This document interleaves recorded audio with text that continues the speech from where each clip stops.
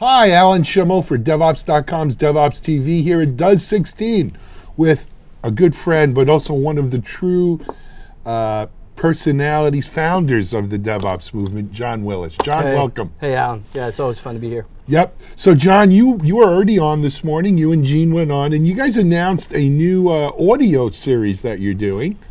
And why don't you tell our audience a little bit about what you got going on? Yeah, so I approached Gene a little over a year ago. So me and Gene are really good fans of this work called Beyond the Goal. Mm-hmm. For people who don't know, that Gene's The Phoenix Project was purposely modeled after a book that was written in the 80s called The Goal by Elliot Goldratt. And like, some people, it's funny when they read The Goal and they read The Phoenix Project, like, hey, it looks like this guy ripped you off, Gene. Like, no. No, he didn't rip you off. He was really dead by the time that's right. Yeah, that's right. That's a good point. There's a funny story there. When I first started getting into Elliot Goldratt from Gene, he's the one to introduce him. I'm like, I got to meet this guy. I'm going to fly to wherever he is. It's going to be a little hard. And Gene's like, he's dead. I'm like, Yeah. But Gene met him. Gene did meet him? I think he met him on a call or something. Kevin Barron. I know his son often tweets a lot of stuff that we do. Oh, really? Okay, around what Gene does. Fun.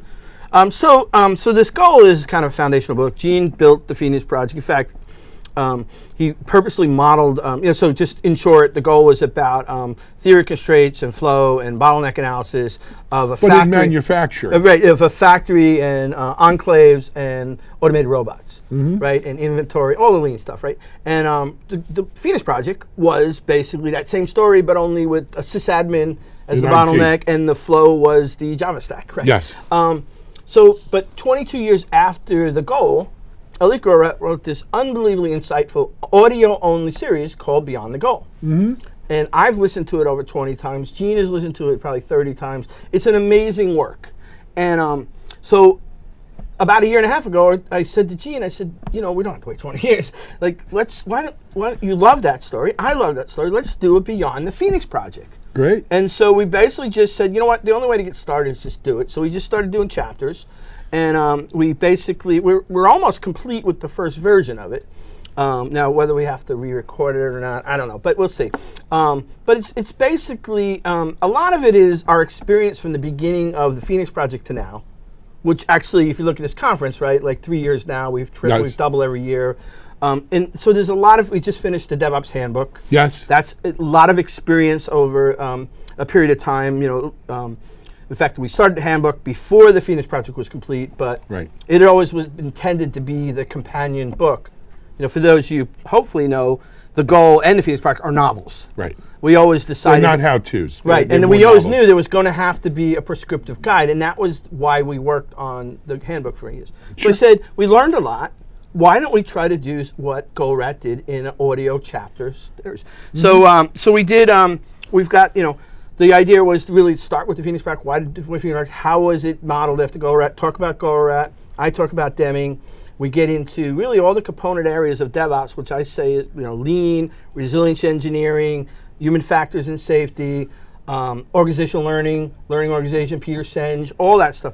So we've got like 10 hours of audio just covering what I call the three foundational barstool legs. The legs of the barstool. Which is basically everything we've learned from Lean, which includes like Deming and Goldratt, which everything we're learning from psychological safety, which could draw back to blameless postmortems, to human factors, Sidney Decker, Dr. Woods, Dr. Cood. And then third is learning organization. Peter Senge, and a lot of body of work. And if you've ever followed Gene, this idea of like there's so much wealth that we can draw on. And by the way, DevOps is just an abstraction of all that. Yeah. So we got a property. We decided to do a sit-down fireside chat to take some snippets of the audio series that hopefully be out next year and introduce the audience. So, and it's going to be called Beyond the Phoenix Project. Beyond the Phoenix Project, yeah. So we'll see. If people hate it and they think it sucked, then we won't complete it. Well, I thought maybe we'd find out what's Brent's next job. Does the security guy stop drinking? All of these big questions. Don't tell anybody, but that may happen too. It may happen too. Not in this work. You didn't hear it here. You didn't hear it. There was 1,000, there were 10,000 or 50,000 people listening. But nothing to say that. But no, this is another work that was specifically, and Gene loves it because I do most. He gets to ask me questions on topics And then, you're narrating. and plus, we just hop on Hangouts. And it's an easy, it's so a we were able nice. to put together, I two enjoy crazy doing schedules. that. Yeah, so. So we'll be looking for that next year? Yeah, hopefully next year. Like right after January or a year from now? It's hard to say. I mean, for those of you who are listening, the DevOps 5 years Handbook was ago, supposed where to be out, Gene right? promised in 2014. Let's not promise anything. So I have no idea. But yeah, when it comes out, we'll be sure to we'll publicize it on DevOps.com. It's one of the things we talked about in the session today is how much I know Gene knows a lot. Gene respects my knowledge, but in the work, when I asked Gene about GoRat and the depth that he went into of GoRat, and then Gene knew I knew Deming, but when we spent an hour on Deming, and Gene was like, "My God, you really do know Deming." Yeah. So it's been like that across the board. It's been an incredible learning opportunity to do it. So even if we don't make a penny off it, the wealth of knowledge that I've been able to build by just doing is just fun. So I've got a confession to make. I actually read the Goal and GoRat well before I met Gene. Brad Feld, who's a pretty well-known VC, he made all of his entrepreneurs, all the entrepreneurs that he funded, he made us all read the Goal, and then we had to have a kind of group discussion on it. That's awesome. I don't know if is Feld connected with Bezos, because the Bezos.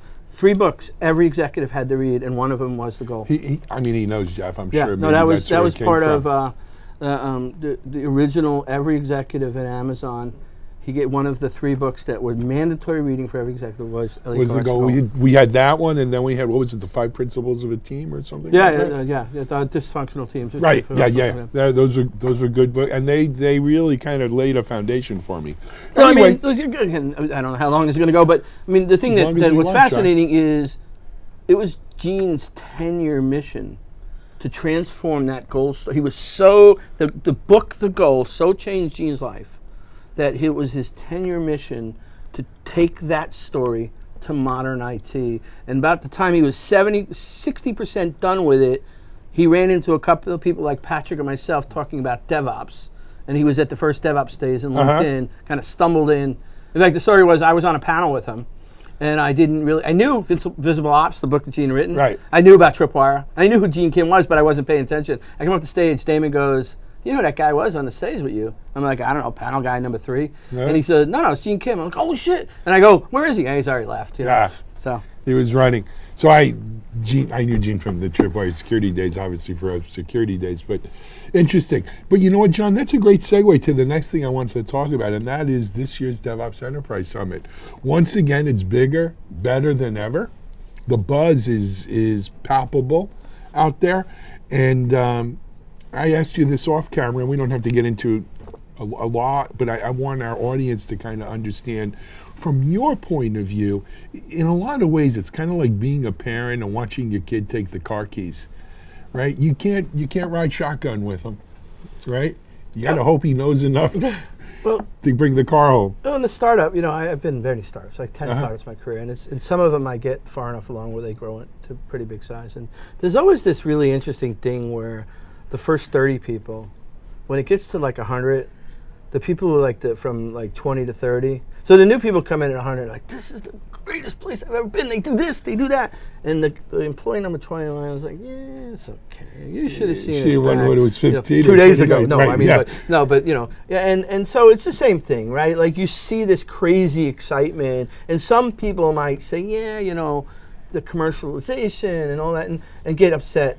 I'm like, you know what? I go back to that 100th employee who is as happy as to be at that startup, can't wait to dig in and just become that. And don't rain on his parade. Right, exactly. Like this is happening, and the thing I said in the session that people need to understand, which is so important, is that there was a body of people that were building up this. You said I'm one of the founders, Patrick Bard. Me and Damon were doing kind of our podcast before anybody was really getting into this, and the list could go on and on of a group, but it was really small, and I don't think we would have really gotten into the enterprise. I mean, there was some breakthroughs, where somebody snuck around the line and got in, but it was, as I go back and I asked like Ross Clanton, who set the dojo at Target, I've asked different people who have done significant things in the enterprise with DevOps, what got you started? And universally, it's when I read the Phoenix Project.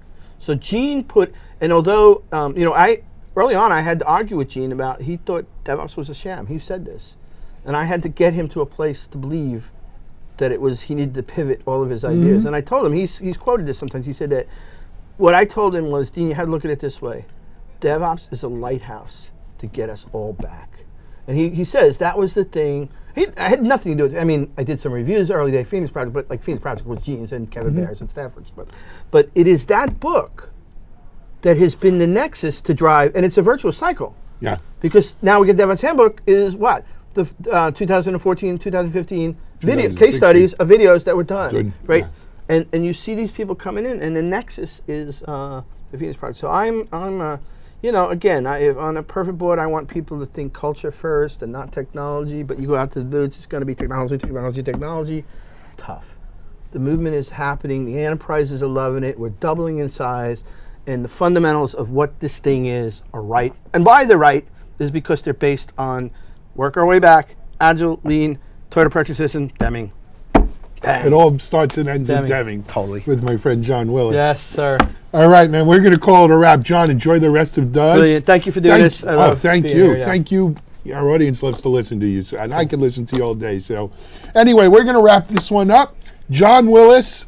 Botchgaloop on Twitter. Botchgaloop on Twitter if you want to follow work for him. Docker, so go With buy Docker. Yes, Docker. We actually had a couple of interviews this morning on Docker and containers and microservices.